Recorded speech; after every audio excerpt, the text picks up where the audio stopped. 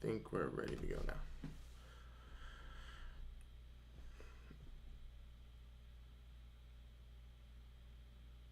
There we go. I think we fixed it. Sorry if you guys saw the first stream, a little bit of a bug right there. Had to fix some stuff. But here we are, breaking down the Celtics versus the Knicks. Second matchup of the regular season between both of these teams. Celtics won their first matchup in New York when they played the Knicks on their first game of the regular season. Next, Knicks come into Boston, and they unfortunately lose to the Celtics as the Celtics get their best victory again versus the Knicks. 2-0 versus the Knicks this season so far, 114-98, as the Celtics get a commanding win. Jason Tatum absolutely erupts in the fourth quarter, and we'll have that breaking down all of this stuff here for you guys, breaking down this post-game reactions. If you guys have any comments, questions, anything that you guys would like to say in the chat, spew it all down here as we break down this exciting win for the Boston Celtics. Josh Crampton with these huge W's with these Celtics Clovers. I'm ecstatic like you are. Jason Tatum came out on fire. I'm super, super happy that he dominated that fourth quarter after it looked like a little bit of a sloppy game in the first half here. But the Celtics came out on top, beating the New York Knicks 114-98. But as I look at the stats, the Celtics shot 51% as a team, rounding up from 50.6 as from the field goal percentage, which is tremendous, as the Celtics have finally gotten back their shooting numbers back after their inconsistent slept those two games versus the Timberwolves and versus the 76ers. 3-point percentage, shooting 44% as a team, and 93% from the free throws. Working on those free throws in practice has definitely helped out this team, as they now are doing better at that. Dominated on the glass as well, 37 rebounds with 8 offensive and 29 defensive. 27 assists as well, playing great team basketball, playing pass-first basketball, playing around the perimeter is what the Celtics do dominate at. 36 points in the paint compared to the Knicks 20 as well. Will definitely help out this team. As we look at these stats from some of our players, we'll break down. Kristaps Porzingis, a big performance for the Boston Celtics tonight, finishing with 21 points, 6 rebounds, and 3 assists. Jason Tatum finishing with 35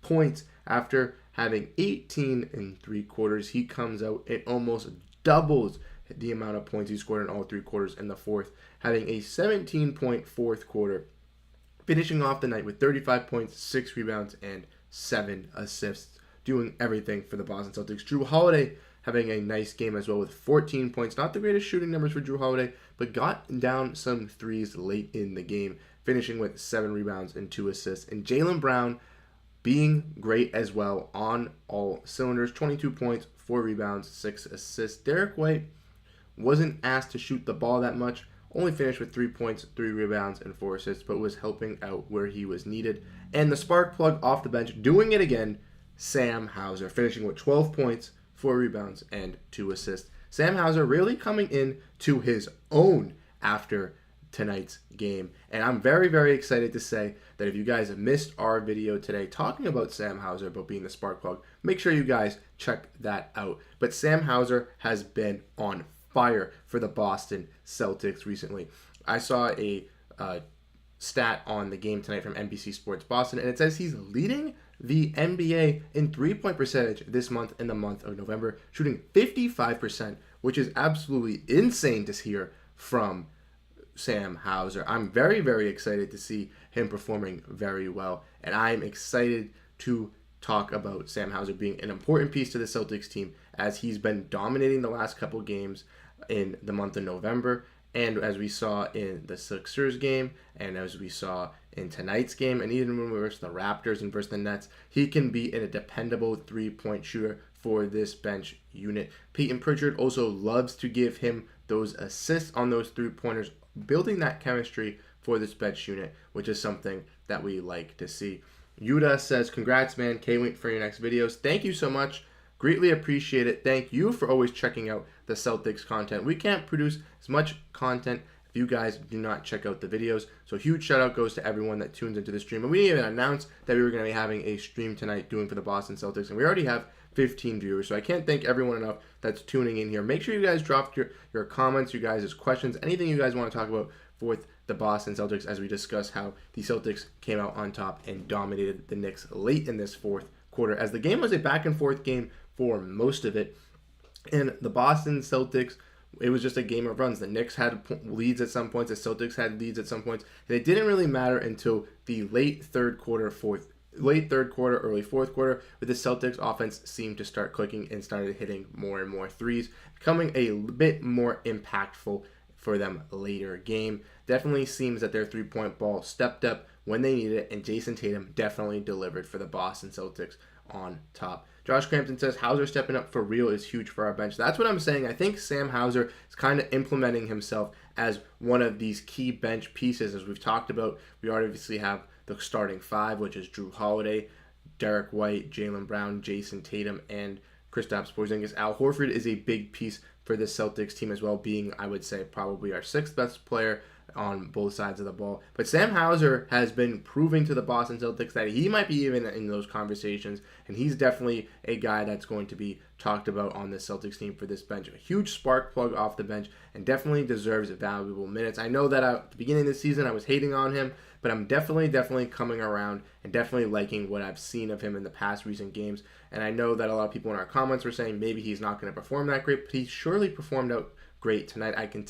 We should see him continue to play this good throughout the week as we take on the Sixers and the Raptors, and when I believe we take on the Hornets as well on Sunday. So the Celtics definitely have some important games coming up in the next couple of days. And if Sam Hauser can continue to be this spark plug off the bench and keep these shooting numbers up, I think his number will definitely be called on to be at least the sixth or seventh best player for the Celtics team and to be the true carrier on this bench for the Boston Celtics. I really liked what I saw out of Jason Tatum, though, in that fourth quarter, hitting some tough shots for the Boston Celtics, and Kristaps Porzingis as well, doing everything he can on both sides of the ball, finishing at the rim, getting blocked shots, going for lobs. Everything that I want to see Kristaps Porzingis do is fantastic, and he's getting involved in this offense perfectly. As I mentioned in my video today as well with Kristaps Porzingis, he talked about how he was building some off-court chemistry with Jaylen Brown, with them joking around, but he's even building some on-court chemistry with Drew Holiday. After some pick and rolls and some pick and pops with some timeouts and foul calls, they were discussing, where they each other wanted to be for the pass and to be standing similar places to make sure that these plays get qualified to finish more often and not resulting in, foul plays where they're actually going to finish the basket. And tonight, they definitely capitalized on that with a couple of lobs and a couple of nice pick and rolls with this offense. I'm really liking to see this chemistry build between Drew Holiday and Kristaps Porzingis, and I can't wait to see how it will look 20 to 25 games into the season when the Celtics are still going to be one of the better teams in the NBA, and just building this chemistry is going to help the Celtics still contend and be a top team in this Eastern Conference. We obviously played against the Philadelphia 76ers. It was a tough matchup versus them, but we'll have them again on Wednesday night, and it should be an impactful game as the Sixers are still atop the Eastern Conference at 8-1. The Celtics will still try to take that top spot and tie them again and try to get that top spot from them to be the lone team leading the Eastern Conference and to be atop the Atlantic Division. The Atlantic Division is a tough division this year. The Celtics are really good. The Philadelphia 76ers are good. The Knicks have given the Celtics a run for their money in both of these contests, even though the Celtics kind of took a more commanding lead in the fourth quarter of this game with Jason Tatum's absolute dominance. The Knicks were still holding themselves in this game with big performances from Julius Randle and Jalen Brunson. They were able to give the Celtics some actual work and make it actually a pesky game between them two. And even in the first game of the regular season as well, it was a back and forth game between the Celtics and the Knicks, where ultimately the Celtics could have lost the game in crunch time, but the Celtics actually came out and got a W in both of these games in the fourth quarter. Fourth quarter dominance has been given in the favor of the Boston Celtics, and that's why they've been able to stay on top for the Knicks. But the Knicks are definitely a scary team across this Eastern Conference and definitely will make some noise in the playoffs as well. So the Celtics definitely have to keep an eye on them once we get deeper into the season. When you look at teams also like the Toronto Raptors and the Brooklyn Nets, yes, they've had some struggles, and even though the Celtics have been able to beat both of those teams, the Raptors still have some great players and are still trying to find out what direction they're trying to head in. And if they decide they want to go in for the leap to be a contending team, they could trade for another all-star perennial type player, and they could be a contending team in this division. Same thing with the Brooklyn Nets. They've had a lot of injuries, but they have a young, nice core that could be a developing core by the middle of the season with Nicholas Claxton, Mikal Bridges, Cam Johnson, Cam Thomas, Spencer Dinwiddie. That is a solid squad that can make some havoc in the bottom of the Eastern Conference and definitely can get some sneaky wins versus a Celtics team that isn't shooting the greatest. So overall, the Celtics definitely have a lot of competition that they have to go up against between, their division and the Raptors, Knicks, Nets, and 76ers. And it's going to be a big test to them as well as they're playing a lot of these divisional opponents in the upcoming days. They played against the Toronto Raptors on Saturday. They played the Brooklyn Nets on Friday. They just played the Nets tonight. And now they have the Philadelphia 76ers on Wednesday. And they have the Toronto Raptors again on Friday. So very, very impactful games and very, very important things to discuss with the Boston Celtics. Hopefully, they still can be on top and still dominate as one of these Atlantic Division threats and can be a threat in this Eastern Conference. But we'll have to see when they take on the Philadelphia 76ers on Wednesday night. That's what we're going to do and break down for this short post-game stream. The Boston Celtics come out on top and dominate with a Jason Tatum fourth quarter masterclass, scoring 17 of his 35 points in the fourth quarter. Absolute domination from him, and I can't believe the Celtics absolutely dominated tonight. That's what we're going to break down for this stream. We'll have videos coming out this week talking about everything Boston Celtics. So if you guys are new to this channel, make sure to hit that subscribe button and join the support. We greatly appreciate it. And we'll have more Celtics content this week. We'll have another post-game live stream for you guys on Wednesday, breaking down the 76ers and Celtics matchup. So if that interests you guys, make sure to tune into that. And I'll catch